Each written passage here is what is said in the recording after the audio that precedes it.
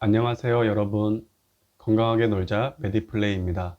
오늘은 여러분과 함께 흥미로운 주제, 사상체질 구별법에 대해 알아보려고 해요. 여러분은 어떤 체질일까요? 지금부터 하나하나 알아보겠습니다. 사상체질이란 무엇인가요? 첫째 질문입니다. 사상체질이란 무엇인가요?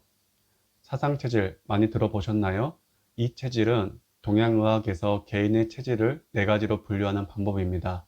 바로 태양인, 태음인, 소양인, 소음인으로 나뉘죠.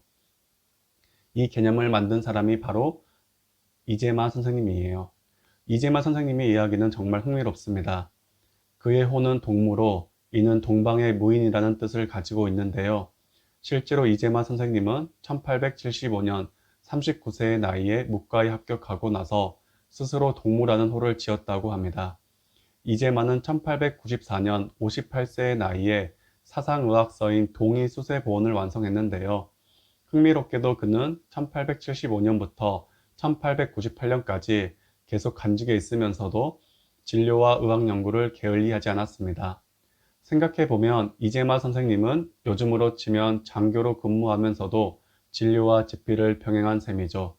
그의 노력과 능력은 정말 대단합니다. 또한 이재마는 체격이 건장하고 힘이 좋아 문과에 합격했다고 하는데요. 의학과 철학에 능통한 관리, 그가 바로 동무 이재마입니다. 개인적으로 이재마 선생님은 특정 체질에 얽매이지 않고 자신의 뛰어난 점을 갈고 닦으며 부족한 점을 보완하는 완성형 인간을 추구하지 않았나 싶어요. 이따가 설명하겠지만 사상 체질은 이런 점에서도 많은 시사점을 주고 있습니다. 체질을 어떻게 알 수 있나요? 체질을 구별하는 방법과 기준이 궁금합니다. 두 번째 질문입니다. 사상 체질을 구분 짓는 기준과 방법은 무엇일까요? 사상 체질을 구분하는 데 있어 단순히 상체와 하체의 발달 상태나 진취적 성향과 차분한 성격으로 나누는 것은 지나치게 단순화한 방법일 수 있습니다. 대신 체질을 구별하기 위해서는 눈빛, 성격, 전체적인 분위기, 음식 및 한약에 대한 반응성 등을 살펴보는 것이 중요합니다. 예리하고 강한 눈빛의 사람은 태양인일 가능성이 높으며 부드럽고 온화한 분위기를 가진 사람은 소음인일 수도 있어요.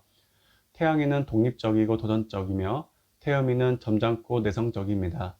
서양인은 활달하고 사교적이며 소음인은 차분하고 꼼꼼한 편이라고 합니다. 한약에 대한 반응을 통해 체질을 구별하기도 하는데요. 재미있는 사실은 처음에 소양인으로 판단되었던 사람이 약에 대한 반응을 보고 태음인으로 체질 진단이 변경되는 경우도 있다고 합니다. 사상 체질을 진단할 때는 다양한 항목을 통해 평가가 이루어집니다.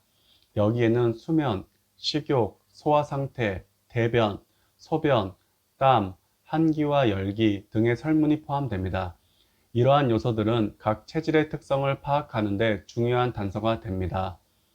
체질을 찾아가는 과정에서 가장 중요한 것은 자신의 건강 상태를 더 깊이 이해하는 것입니다. 체질을 정확히 구분하는 것도 중요하지만 그 과정에서 스스로를 알아가고 건강을 관리하는 데 집중하는 것이 무엇보다 가치 있습니다.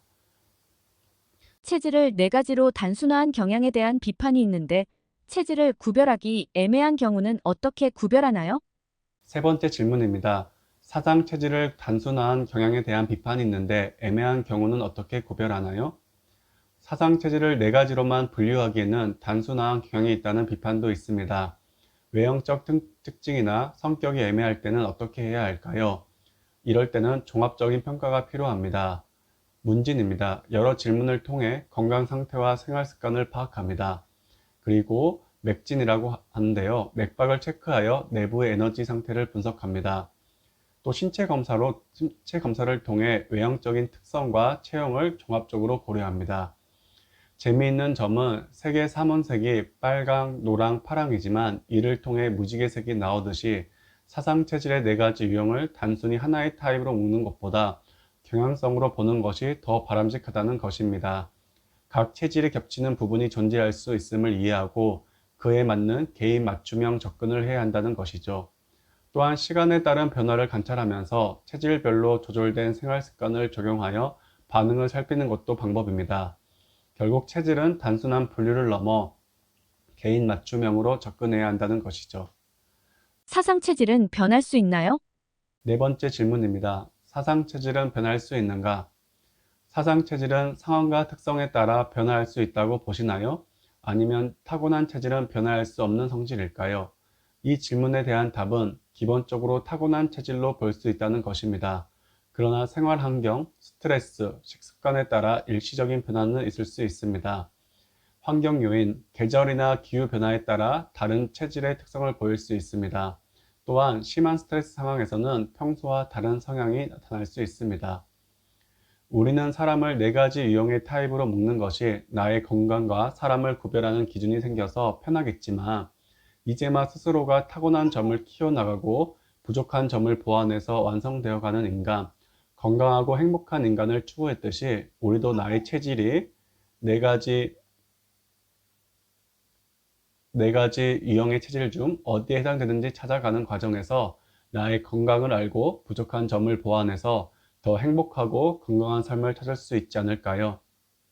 기본적인 체질은 쉽게 변하지 않지만 오랜 기간에 걸쳐 생활 습관을 바꾸면 체질이 바뀌는 것처럼 느껴질 수도 있습니다.